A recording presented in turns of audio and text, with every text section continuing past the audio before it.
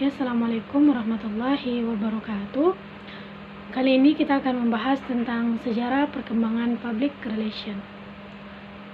Public relation merupakan suatu usaha yang dilakukan secara detail dan berkesinambungan untuk menciptakan hubungan yang baik antara suatu lembaga dengan masyarakat maupun publik yang menjadi tujuan dari kegiatan perusahaan, baik secara internal maupun eksternal.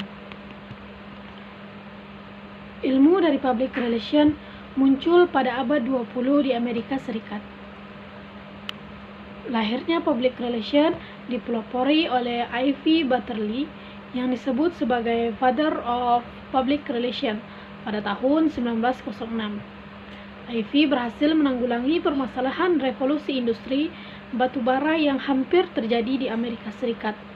Ivy ini merupakan seorang wartawan yang menulis berita, mencari informasi dan melakukan research dan mencari kebenaran yang terjadi. Adapun gagasan Ivy Lee dalam mengembangkan perbaikan pembaharuan ini ialah the delegation of principle.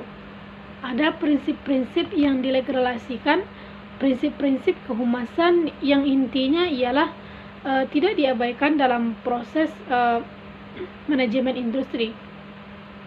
Adapun salah satu isi dari prinsipnya yaitu membuat publik yang selama ini dianggap bodoh, tidak diperhitungkan, sedangkan sekarang dibawa ikut serta duduk bersama dalam satu konsep manajemen kelembagaan. Sehingga apa yang menjadi harapan dari manajemen dan apa yang dirasakan oleh publik dapat dijembatani oleh Ivy. Pada tahun 1968 pada tahun 1865 sampai 1900 publik masih dianggap tidak mempunyai kepentingan untuk industri, lembaga maupun perusahaan. Pada saat itu publik masih dianggap bodoh karena tidak memberikan pengaruh apapun dalam proses pengambilan keputusan. Kemudian pada tahun 1900 sampai 1918, publik mulai diberikan informasi dan dilayani setelah terjadinya revolusi industri. Kemudian pada tahun 1918 sampai 1945, publik mulai dihargai dan diberikan pendidikan. Publik mulai dianggap penting karena memberikan kontribusi yang sangat berguna dan berdampak besar secara langsung maupun tidak langsung terhadap suatu lembaga maupun perusahaan.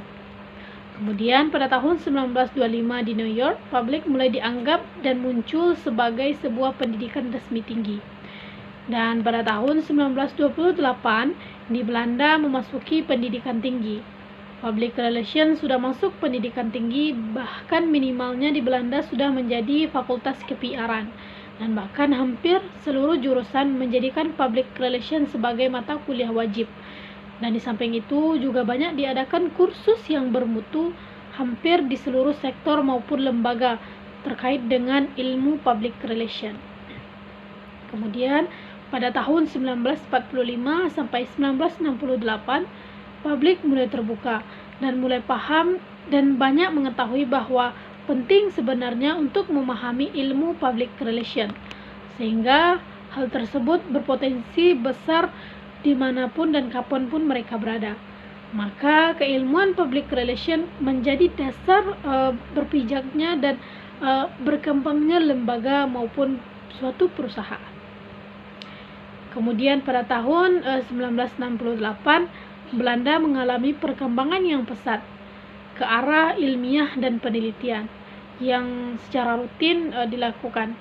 Sedangkan di Amerika pada saat itu justru stabil saja, karena mereka menganggap bahwa public relation hanya dimanfaatkan untuk batas dari konsep bisnis. Sedangkan Belanda tidak hanya untuk bisnis. Mereka menganggap bahwa ini merupakan suatu konsep ilmiah yang bisa digunakan hampir di seluruh sektor kehidupan. Pada tahun 1968 sampai 1979, publik mulai dikembangkan di berbagai bidang terkait dengan keilmuan public relation. Hampir semua sektor memahami tentang betapa pentingnya keilmuan dan strategi-strategi, cara pandang dan berpikir dari manajemen kehumasan. Kemudian pada tahun 1979 sampai 1990, profesional maupun internasional mulai memasuki globalisasi dalam perubahan mental dan kualitas, di mana semua orang dari berbagai negara hebat dan berkembang sudah mengenal dan memiliki keilmuan humas dan public relation ini. Dan pada tahun 1990 sampai sekarang terjadi perubahan mental, kualitas dan pola pikir, sudut pandang serta pola perilaku secara nasional dan internasional. Kemudian dengan perkembangan public relation dapat membangun kerjasama secara lokal. Setiap orang maupun lembaga menyadari bahwa betapa pentingnya kerjasama secara lokal, nasional, dan internasional ini melalui pemahaman terhadap perkembangan public relation di suatu lembaga. Jadi dampak dari public relation dan kehumasan ini sangatlah bagus. Adapun perkembangan public relation di Indonesia, yaitu di Indonesia dikenalnya public relation ini pada tanggal 18 Agustus tahun 1945 ketika Bung Karno memutuskan untuk menunda sidang PPKI ketika memberikan keterangan melalui pers. Artinya pada saat itu disyairkan bahwa memanfaatkan pers sebagai salah satu sumbu dari keilmuan public relation, dan di Indonesia pada saat itu sudah memahami tentang betapa pentingnya public relation. Adapun M. Lingga berpendapat bahwa praktek humas sebenarnya sudah ada sejak zaman Mataram, karena pada saat itu ada nuansa maupun konsep-konsep kehumasan yang sudah mulai dibawa, dan penyebaran informasi tentang keterkaitan proses mengumumkan bahwa Penembahan Senopati merupakan pasangan yang dilindungi oleh Ratu Laut Selatan, dan hal tersebut disampaikan kepada publik pada saat itu. Namun intinya keautentikan sejarah humas atau public relation ini berkembang dan muncul pada saat proklamasi 17 Agustus 1945. Kemudian pada saat itu juga proyek bercucuran dengan citra adanya Radio Republik Indonesia dan TVRI terkait dengan proklamasi 17 Agustus 1945.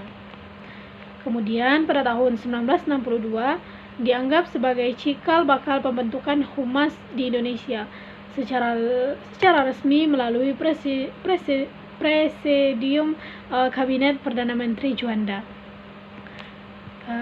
Kemudian pada tahun 1967 sampai 1971 terbentuk suatu wadah berupa Badan Koordinasi Kehumasan Pemerintah, dan pada tahun 67 didirikan koordinasi antar humas, departemen ataupun lembaga tinggi negara yang disingkat dengan BAKOR.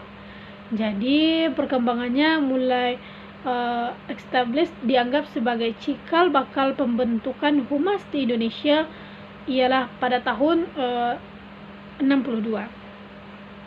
Kemudian pada tahun 1972 sampai 93 muncullah PR di berbagai kalangan profesional pada lembaga swasta yang ditandai dengan didirikannya suatu wadah profesi humas, yaitu Perhumasan pada 15 Desember 1972 oleh Wardinan Joyodiningrat dan Mahar Yunus. Dan pada tanggal 10 April 1987 di Jakarta dibentuk suatu wadah profesi yang bernama APRI, Asosiasi Perusahaan Public Relation Independen, yang merupakan suatu wadah profesi berbentuk organisasi dari perusahaan-perusahaan yang independen dengan tujuan untuk mewujudkan fungsi VR yang jujur, bertanggung jawab, memberikan informasi yang benar kepada klien, dan mengembangkan kepercayaan umum atas PR.